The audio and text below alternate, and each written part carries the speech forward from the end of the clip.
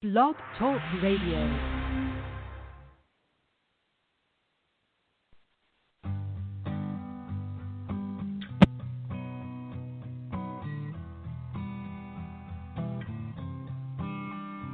It was a creed written into the founding documents that declares the destiny of a nation. Yes, we can. It was whispered by slaves and abolitionists as they blazed the trail toward freedom. Yes, we can. Yes, we can. It was sung by immigrants as they struck out the Mississippi shore, pioneers who pushed westward against unforgiving wilderness. Oh, yes, we can. It was the call of workers to organize, women who reached for the ballot, a president who chose the moon as our new frontier, and a king who took us to the mountaintop, pointed the way to the promised land. Yes, we can to justice and equality. Yes, we can. Yes, we can. Yes, we can. Oh. Yes, we can. Yes, we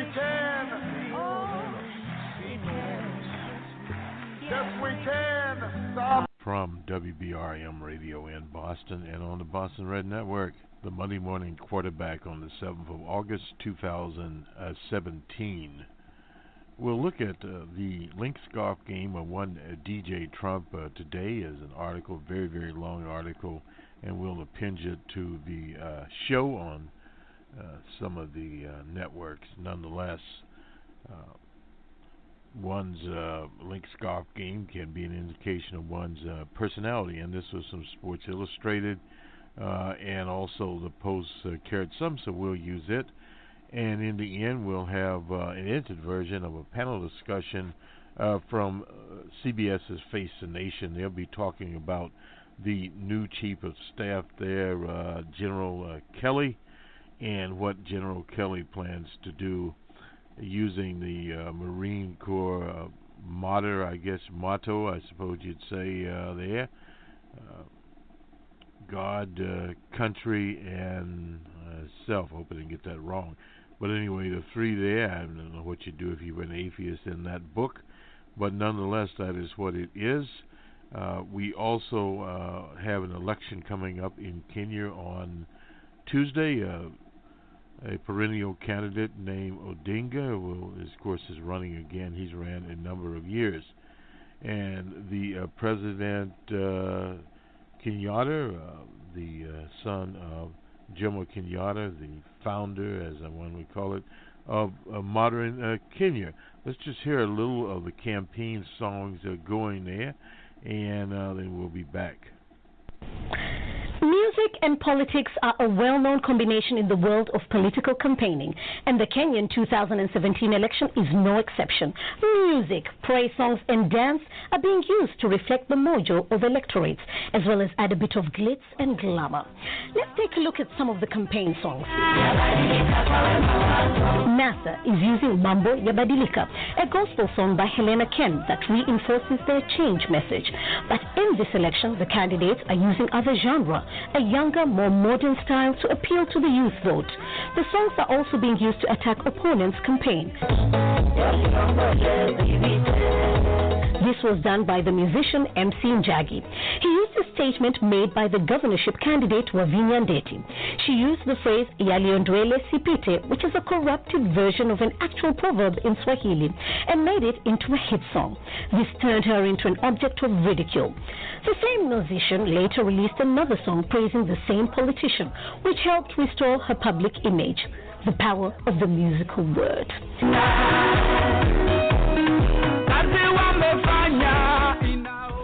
Uhuru Kenyatta's Jubilee Party is using Tano Tena, which literally means 5 more years, and is by the gospel artist Ben Githai.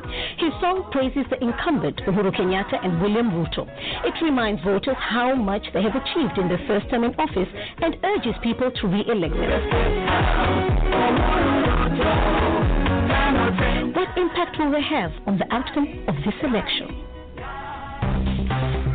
It was from BBC Africa, the Kenyan election coming up. just summarize some of the quote-unquote world events here as we top off this Monday morning quarterback here.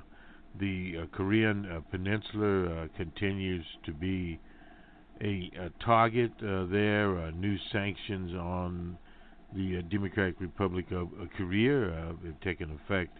And from the government, they warned the U.S. over sanctions. Sanctions in themselves being nothing more than economic violence. It's continual conflict since 1951. They vowed to retaliate and make the U.S. Pay a price for drafting fresh UN sanctions. They unanimously passed the UN. So thus they go on. A major response Monday. The Koreans in the north insisted that it would continue to develop its nuclear weapon program. The state-run KONA news service said Pyongyang would not pull our self-defense nuclear deterrent on a negotiation put on the negotiating table when it is faced with threats from the U.S. It threatened to make the U.S. Pay the price for its crimes thousands of times, referring to U.S. role in drafting the sanction.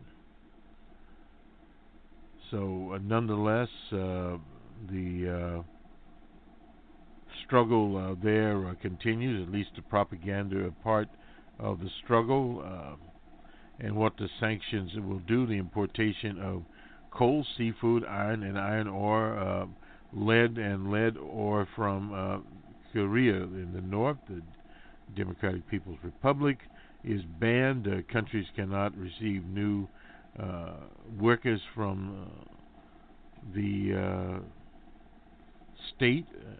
No new ventures with North Korea entities or individuals. No new investment in existing joint ventures. Member states to report to the Security Council. That in itself, according to the Democratic Republic, infringes on their sovereignty. And no doubt it does. The use of sanctions, these types of economic sanctions, are in fact economic violence. There are other countries that they could use the same type of sanctions, and it is not happening. Thinking of the Zionist state here. And let me just catch one other story while we're here at the BBC on the Vice President Pence. He's denying 2020 presidential bid. The Times said a shadow campaign has been set up by some Republicans on the assumption DJ Trump would not stand again. Well, DJ Trump, according to our model, could not stand again. Our model at Core 25, he's not obviously at Core 25, but he is at the juncture now that, given the current circumstances, and qualify that, he could not stand for re-election at this time. Pence said the report was an attempt to divide the administration. Well, no doubt there are some supporters there. The turmoil in the White House, including investigations of possible collusion between the DJ Trump campaign and the Russian Federation, have prompted some Republicans to take steps unheard of so soon into a new administration. Well, they're, as they say, preparing for the future. The allegations of this article are categorically false, but again, they're out there, and the absolute truth is getting. If it's absolutely true, the vice president is getting ready for 220 for re-election as vice president. That was from Conway of Conway's polls. But again, you cannot, as they say, stop the rumor mill from going on. Let's go to the Washington Post now. We're at this juncture reporting on national events. And what the GOP governors stirred tension by increasing police patrols to fight violent crimes, they claim. So let's just take a look at this. This is from the Post. In big cities, if they have any big cities to police, this is St. Louis.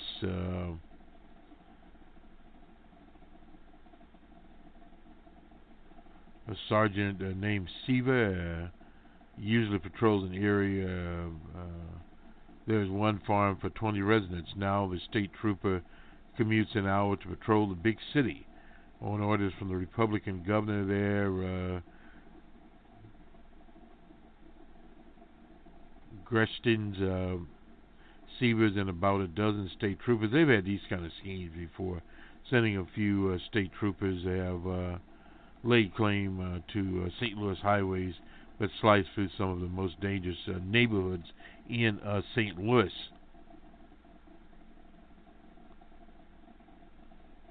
Greshton's, I guess that's how you pronounce his name, dispatched state troopers last month amidst a sway of surge, of shootings and assaults in St. Louis. They're wasting time.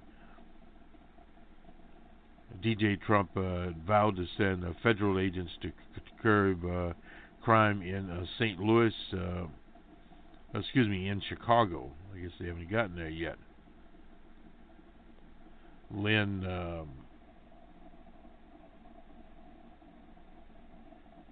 Newsom, I suppose, Newsom. Anyway, the Democratic mayor has fierce disagreements with Gershton's on many issues, including gun control, funding of social services. But Gershton has also an imminent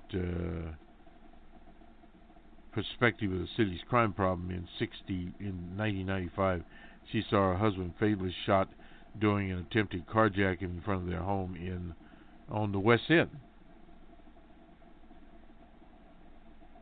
Newsom supports the plan. There are a lot of guns on these highways. There are a lot of drugs on these highways, as long as it's done in a responsible manner. Let's move on. Representative Michael Butler, a St. Louis Democrat, was referring to an offhand salutatory remark by Gershton's made while rallying Missouri troops.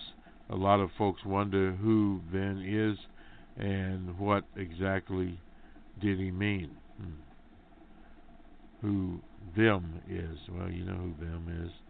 Followers of O.J. Simpson has reached more than 110 homicides so far this year. That's St. Louis, which as of late July put 2017 on pace to be the deadliest year in St. Louis. The trend is similar in the city of Buffalo, Nashville, Tulsa, and Little Rock. In response, governors are reviving a role many had embraced for the 60s and 90s, pulling back from homicide declines. 25 people shot in a nightclub not far from the governor's mansion. That was in Little Rock, Arkansas. The governor there, Hutchinson, organized state troopers, FBI agents to respond. Looming cloud of violence in the city. Wheelchair Abbott pledged in the spring to use all lawful means to snuff out what he called serious gang problems in Houston, the largest city. He's wasting his time. In South Carolina, the governor there, McMaster's, used a warlike language, announcing his plan for more state resources in Myrtle Beach, of all places, there in South Carolina. And let's see what else.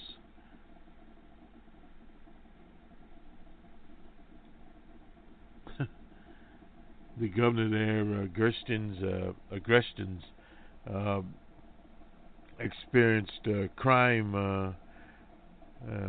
woes personally when his wife was robbed at gunpoint as she left a restaurant. He's an Iraqi war veteran, Purple Heart winner, etc. Critics, however, accuse Gershton's of using St. Louis as a punching bag, vilifying a city that is about 50% African American and has a 25% poverty rating, which tells it all right there. So these are some of the problems created by these various law enforcement operations. In Little Rock, Arkansas, the mayor there, Strodler, supports Hutchinson's plan. Well, saying we do. And that's basically that part of the scenario, increased scapegoating. Now, the 20 or so state troopers, will they have any effect at all? Probably it'll be minimal at best to solve some of the problems there.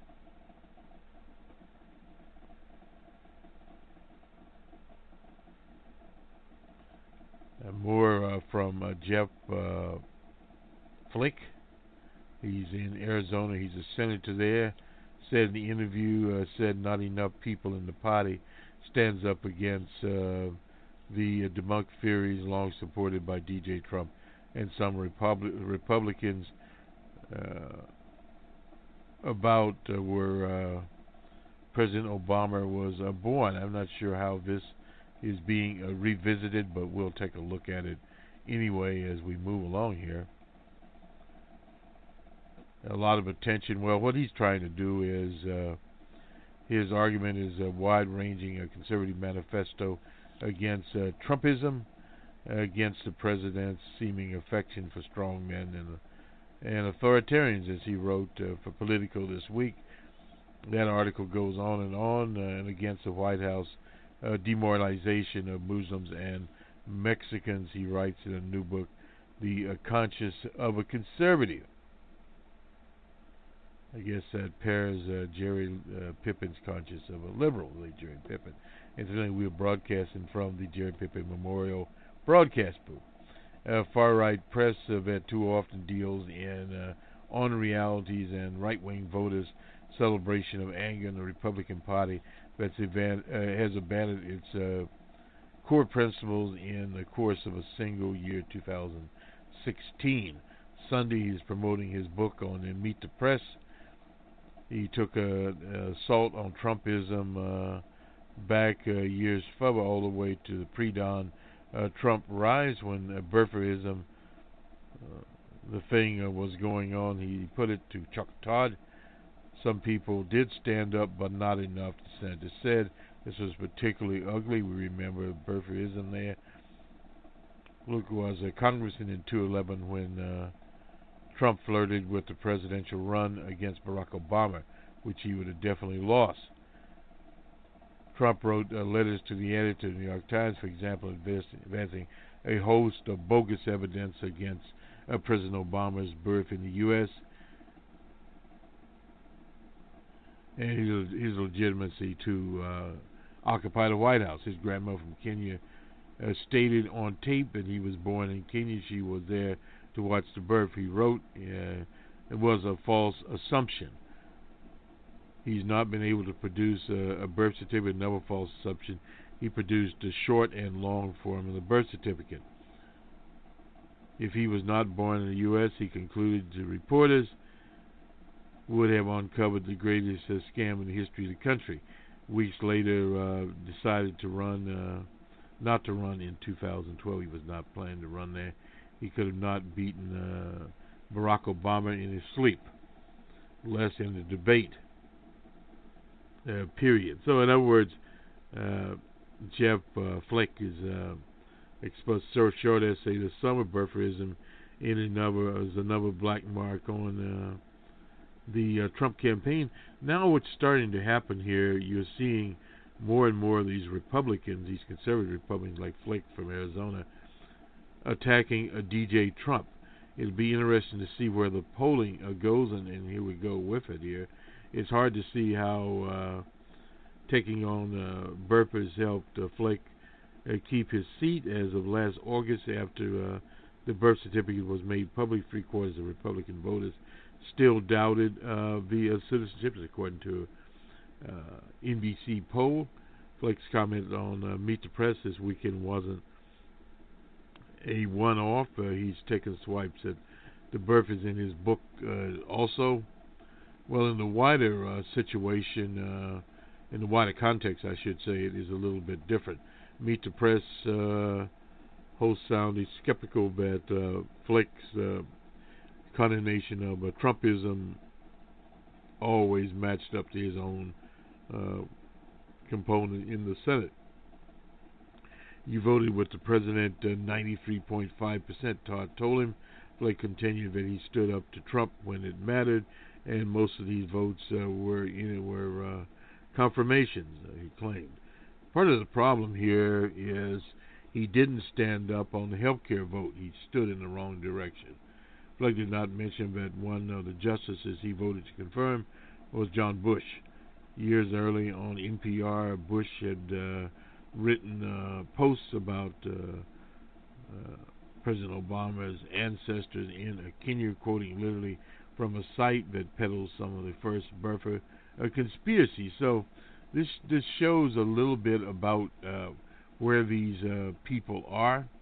And on another note, the special counsel, prosecutor, what do you want to call it, Mr. Mueller, is digging into crimes uncovered in the Russian probe. That's from the Department of Justice. He also has a grand jury and panel there, and that in itself is not a good thing. From E.J. Dion, then we'll go to DJ Trump's ever-running golf game. There are happier stories about those who travel the nation trying to find buyers for their wares than Arthur Miller's death of the salesman, asked Mac J. Derlickman. In an essay this summer's issue of the Hedgehog Review, Derlickman recalls a conversation 2 decades ago with his grandfather, a retired salesman, about how people discover good restaurants. Derlickman was emphasizing about them developing a technology that would widely share information on great eateries and even tell people how to get to one located nearby. His grandfather wasn't impressed.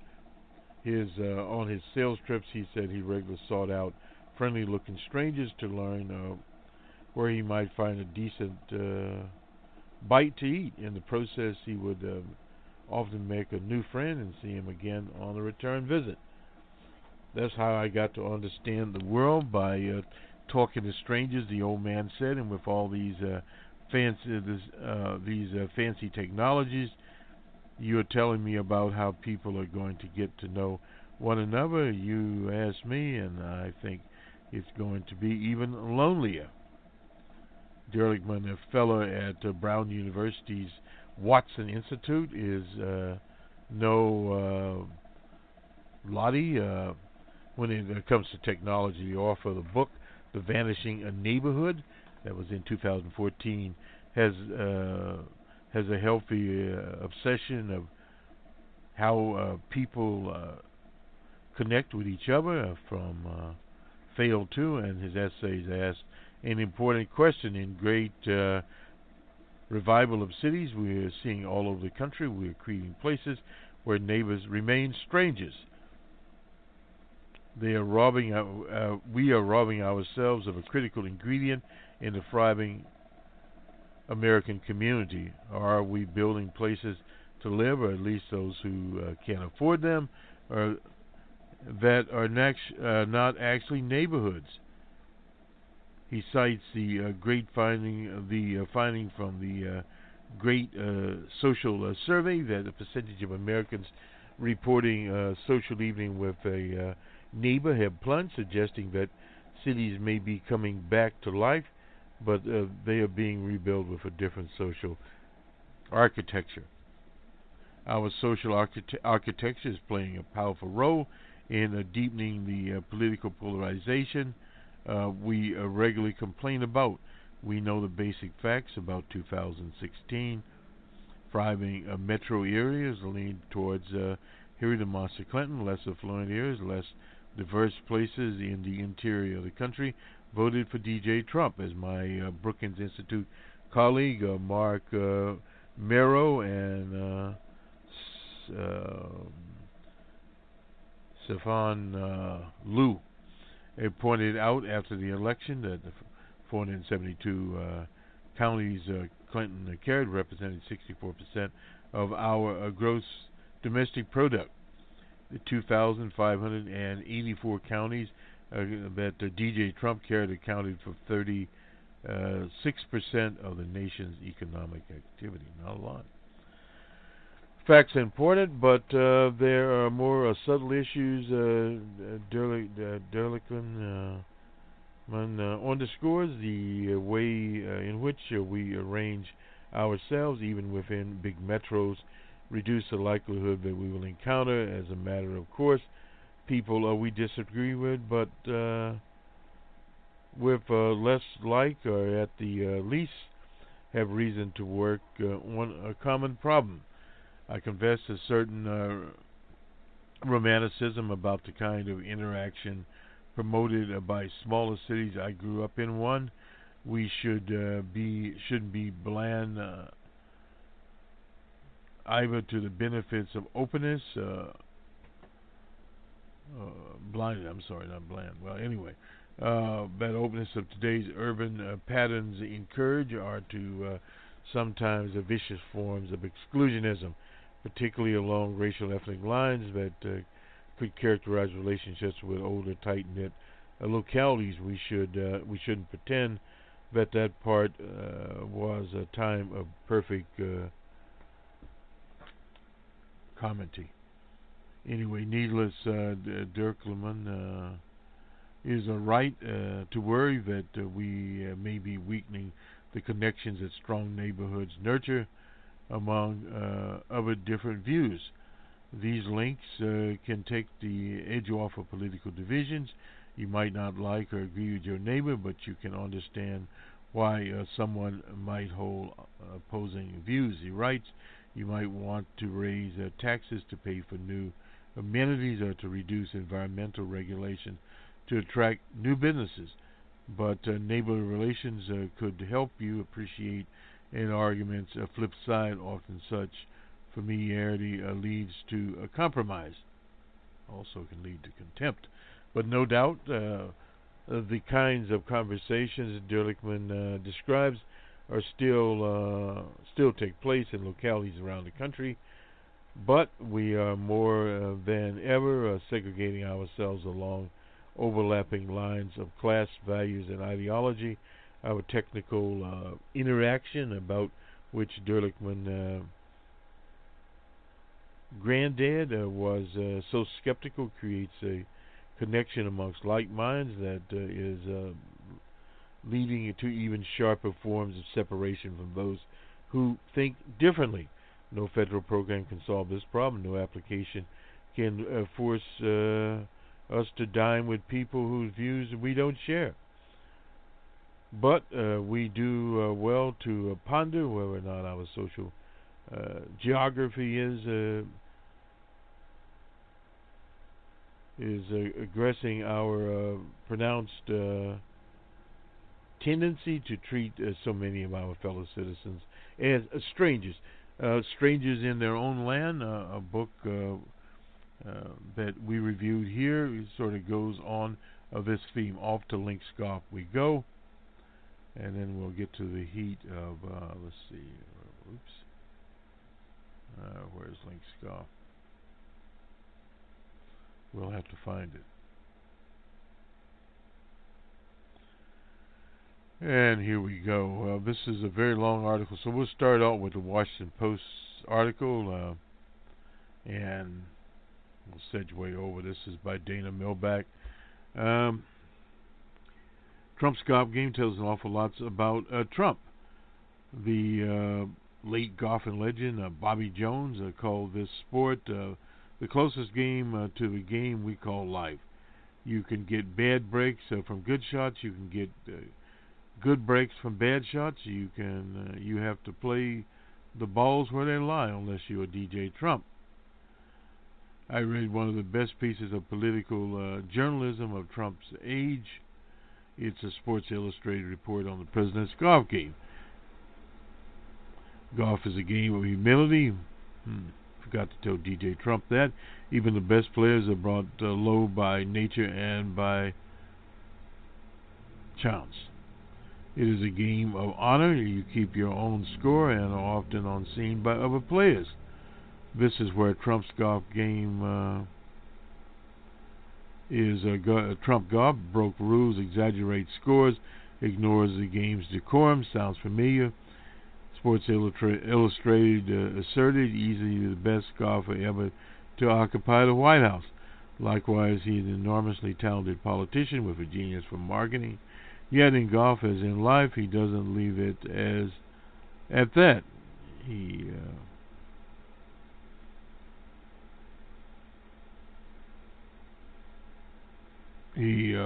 glads the lily with dishonesty. Trump will sometimes respond to a short but duff by simply playing a second ball and carrying it on as the first shot never happened.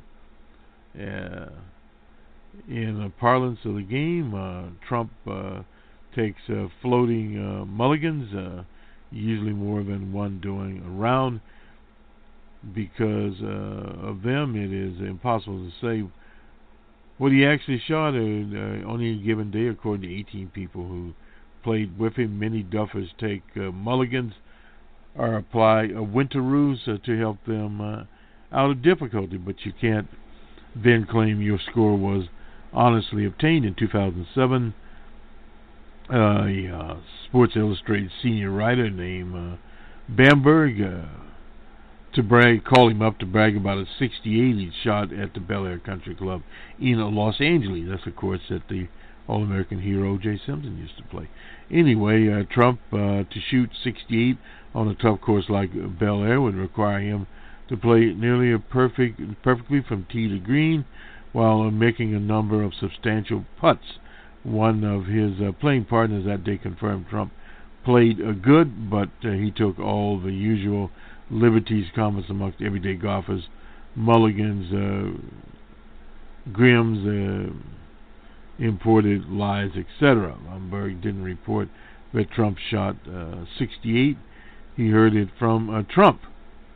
Trump's official handicap, the magazine said, is an amazing 2.8, which means he'll average about 3 strokes per par on 18 holes. But the magazine continues. He has posted only 3 scores, 14. That's professional golfer Ernie Els, a South Florida resident who has known Trump for years, estimates he's an 8 or 9. Trump could be contesting winnings in the presidency. He has to make up fantasies about millions of illegal voters. Likewise, he's a good golfer, but he seems to invent something better, or invent championships by the way his club hung false Time magazine covers of him. Noted that in 2013 he tweeted in which he boasted, "I won 18 club championships, including this weekend."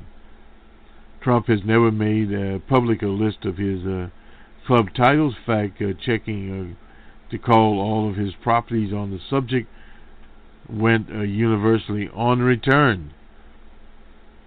Wigglefoot is one non-Trump club at which the president is a member, and the name doesn't appear on any of the honor boards there. And he went on to say that he's playing now at Bedmaster Golf Club that he frequently visits because the White House is a real dump. The Trump aide denied this. Clearly Trump isn't escaping. He loves golf after criticizing President Obama for playing too much of it. So that is Trump as he portly moves along there. Let me just give you a little bit of this Sports Illustrated article. I think we'll just finish it up here. For all the questions and complications that come with the president's golf empire. He still finds respect on the course and at his properties. Shortly after the presidential motorcade has left the U.S. Women's Open, Eric Trump told Sports Illustrated that his father was so relaxed that he was having so much fun. It was nice for him to be outside of D.C., yet the president's politics and golf are inextricably linked. During the Open, one of few players to enjoy an audience with him was Sandra Gale, a member of the European Sohelm Cup team from Germany. He quizzed her about the spread of greens and the thickness of the rough and other details of how his course was playing. I asked him how he was doing. Gling said, he said this Russian stuff is nasty business, much nastier than trying to make a free putt. That is how the article stopped. The president has famously dismissed climate change as a hoax perpetuated by the Chinese, while also calling it pseudoscience and total bullshit. Oops. Well, anyway, that's what they said, not I. But citing the rapid erosion of its dunes and ocean footage, Trump International Golf Links and Hotel,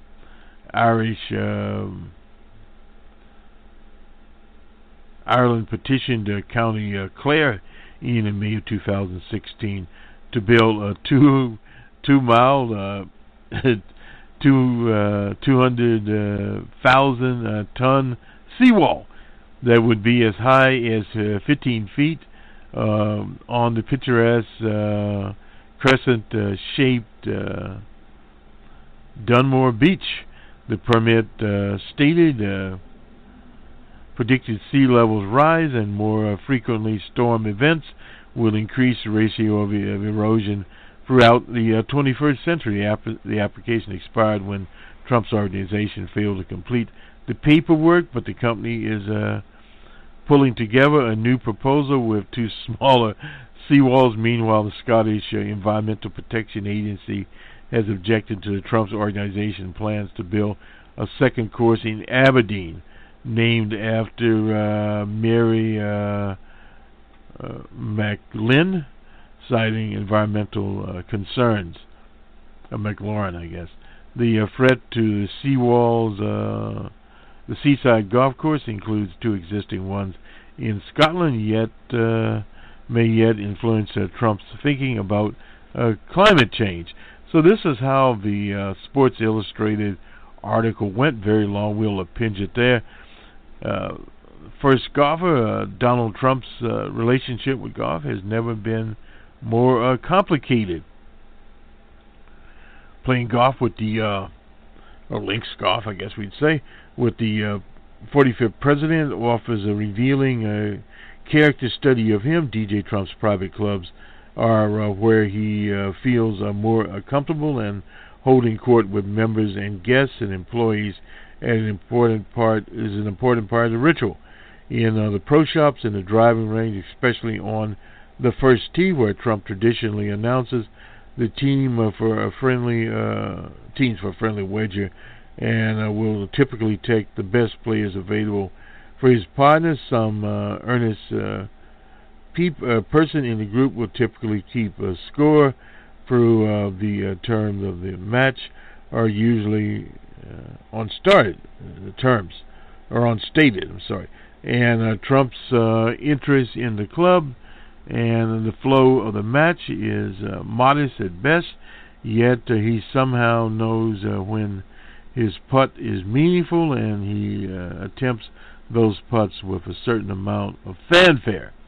So same as his presidency there. We'll append this article. Anyway, nonetheless, let's do the sports now. From ESPN last night's games.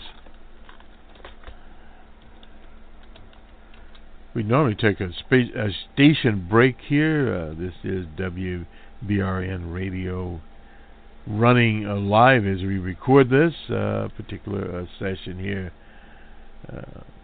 Some Sports Illustrated. Justin Turner is having a MVP caliber season. No doubt about that. What we wonder. Anyway, things sort of go like this. Incidentally, the Dolphins are in the process or have signed by this time an agreement with what was the former Chicago quarterback Cutler. Can they ignite the Dolphin Adam Gassi? Can they ignite the Dolphin offense? The Dolphins coach to help Cutler have an effective season in Chicago in 2015. I was in 2015. He hadn't done squat since. In fact, the people of Chicago were glad to see him go. This will be a very interesting situation. Here are the scores from last night as I adjust my headset here. We hope. All right. The Yankees were in Cleveland. Yankees 8-1. The Cardinals were in Cincy. Cardinals 13-4. The Tigers were in Camden Yard. Orioles 12-3 there. The Brewers were in Florida. Rays 2-1. Don't want to leave anyone out here. The White Sox and Red Sox again. 6-3 the score. The Red Sox are there. And let's see. The Marlins were in Atlanta. Marlins 4-1. And in 12 endings, the Padres and Pirates in Pittsburgh. Pirates pulled that one out 5-4. The Pirates had 7 hits and 1 error. The Padres 9 hits and 1 error. The Rangers and Twins in Minnesota. The Twins win 6-5. Sort of been up and down. Toronto and Houston in Houston. Astros 7-6. The Astros had 16 hits and 2 errors, and the Blue Jays 8 hits and 1 error. The Mariners were in Kansas City. Mariners 8-7, a high-scoring game there. Mariners had 11 hits, no errors, and Kansas City 10 hits, no errors there. The Nationals and the Cubbies in Wrigley Field. The Nationals came back today, or on Sunday. 9-4, excuse me, was the score. The Nationals had 10 hits, no errors, and the Cubbies had 10 hits and 2 errors. The loss went to Mr. Edwards. Okay, Edwards wasn't the starter. I'm not sure who the starter was there. The Phillies and Rockies in Denver. Phillies 3-2. Phillies have won a few games lately. Mr. Ramos was the winner. Oakland and the Angels down in Southern California. The Athletics pulled it out 11-10. 18 hits for the Athletics and 2 errors, and 12 hits and no errors for the Angels. The D-backs and Giants in San Francisco. The Giants 6-3. The Mariners and Royals in Kansas City. That must have been game 2. The Royals 9-1 in that slugfest. And finally, the Dodgers and Mets in New York. The Mets were shut out 8-0. The Mets have basically traded most of their players away, and that has been the sum total of the Mets this year. The Metropolitan Baseball team. Nonetheless, the standings here will start in the American League East. The Red Sox are on top. The Yankees are 3 games back. Tampa Bay is 6.5 back. The Orioles are 7.5 back. In the American League Central, Cleveland is on top. Kansas City is 2.5 games back. Then Minnesota 6 games back.